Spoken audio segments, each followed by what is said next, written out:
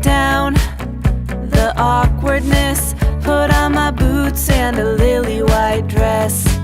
A million words, but how to express what I'm feeling when I see you. You flash a smile, I'm like, is this happening? I look your way and then of course drop everything. You walk over and ask if I'm alright. Hey, whatever it takes to break the ice. Don't walk away, there's more to say. I just need the courage to let you know what's on my mind. Like every time you pass by, something just feels right.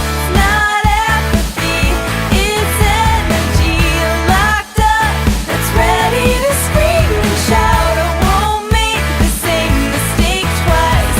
Ready to shake up and break the ice.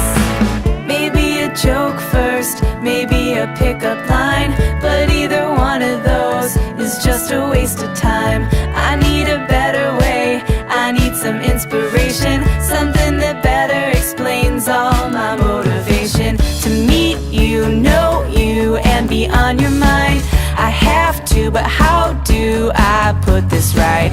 Don't overcomplicate, just say hi or